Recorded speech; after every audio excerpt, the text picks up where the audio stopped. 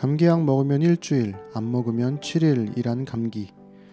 그런데 2주가 지나도록 말끔히 나아지기는커녕 끈적한 콧물처럼 정말 끈덕지게 붙어 있습니다. 감기 바이러스가 예전 같지 않은 건지, 제 몸이 예전 같지 않은 건지, 둘 다인 건지. 그래도 일할 만큼의 에너지는 남아 있어서 감기를 달고도 꾸역꾸역 삶을 살아냅니다. 감기가 힘든 사람들을 휩쓸고 지나가는 중입니다. 아이들이 많다 보니 아이들의 감기가 다 지나도록 부모들도 감기로 고생 중인 듯해요. 아프기만 한 게 아니라 자기가 아프면서도 아픈 아이를 돌보며 일을 해야 하는 부모이기에 더 안쓰럽습니다. 매년 사순절이 환절기랑 맞물려 있어 다행이란 생각이 들어요. 농담처럼 아프니까 사순절이다 싶고 이렇게라도 예수님의 고난을 함께하는구나 싶으니까요. 어쨌든 감기로 고생 중인 심는 아이들과 심는 사람들을 위해 기도합니다. 우리가 최후의 만찬이라고도 부르는 유월절 식사가 끝난 후 예수님은 습관을 따라 기도하러 감람산으로 향하십니다. 목요일에서 금요일로 넘어가는 밤이겠지요.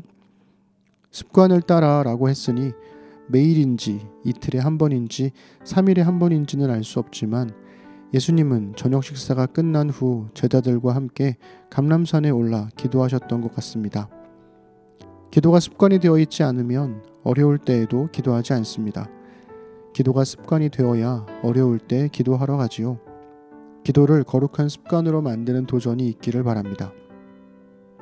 예수님이 요청한 기도 제목은 유혹에 빠지지 않게 기도하라였습니다. 유혹으로 번역된 헬라어는 페이라스모스인데요.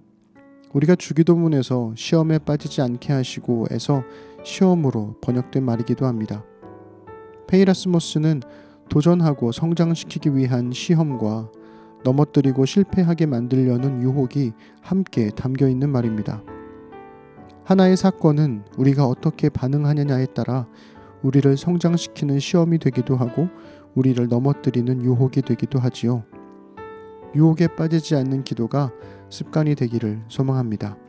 오늘은 겟세마네의 기도라 불리는 내용을 담고 있는 누가복음 22장 39절에서 53절을 읽어드릴게요. 예수께서 나가사 습관을 따라 감람산에 가심에 제자들도 따라갔더니 그곳에 이르러 그들에게 이르시되 유혹에 빠지지 않게 기도하라 하시고 그들을 떠나 돌 던질 만큼 가서 무릎을 꿇고 기도하여 이르시되 아버지여 만일 아버지의 뜻이어든 이 잔을 내게서 옮기시옵소서. 그러나 내 원대로 마시옵고 아버지의 원대로 되기를 원하나이다 하시니 천사가 하늘로부터 예수께 나타나 힘을 더하더라.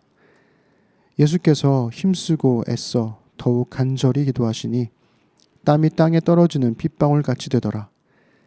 기도 후에 일어나 제자들에게 가서 슬픔으로 인하여 잠든 것을 보시고 이르시되 어찌하여 자느냐 시험에 들지 않게 일어나 기도하라 하시니라. 말씀하실 때에 한 무리가 오는데 12 중에 하나인 유다라 하는 자가 그들을 앞장서 와서 예수께 입을 맞추려고 가까이 하는지라. 예수께서 이르시되 유다야 내가 입맞춤으로 인자를 파느냐 하시니 그의 주위 사람들이 그 된 일을 보고 여짜오되 주여 우리가 칼로 치리이까 하고 그 중에 한 사람이 대제사장의 종을 쳐 그 오른쪽 귀를 떨어뜨린지라. 예수께서 일러 이르시되 이것까지 참으라 하시고 그 귀를 만져 낫게 하시니라. 예수께서 그 잡으러 온 대제사장들과 성전의 경비대장들과 장로들에게 이르시되 너희가 강도를 잡는 것 같이 검과 몽치를 가지고 나왔느냐. 내가 날마다 너희와 함께 성전에 있을 때에 내게 손을 대지 아니하였도다. 그러나 이제는 너희 때요 어둠의 권세로다 하시더라. 아멘. 기도할 때면 늘 두 가지 이미지를 떠올립니다. 하나는 무엇을 기도할지 알지 못하는 우리를 위해 성령께서 말할 수 없는 탄식으로 친히 우리를 위하여 간구하신다는 로마서 8장 26절의 이미지인데요. 우리를 위해 그 누구보다 진심을 다해 기도하시는 성령님으로 인해 위로를 얻게 됩니다. 다른 하나는 예수님의 기도를 돕기 위해 천사가 하늘로부터 나타나 힘을 더한다는 누가복음 22장 43절의 이미지입니다.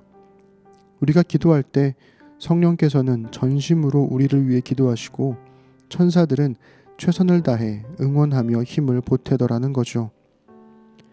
예수님은 잠들어 있는 제자들을 향해 다시 한번 시험에 들지 않게 일어나 기도하라고 말씀하시는데요.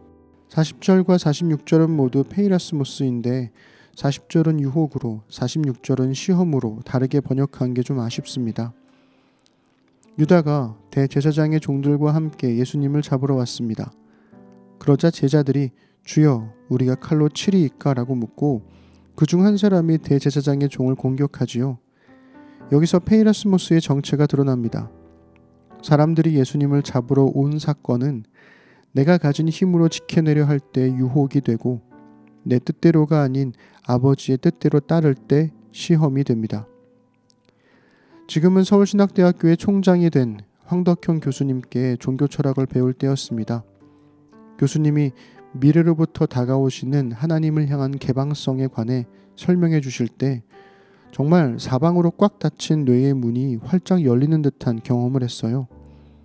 하나님을 향한 개방성이란 내게 좋은 것뿐만 아니라 나쁜 것도 하나님의 뜻 안에 있기에 기꺼이 나를 열어드리겠다는 고백입니다.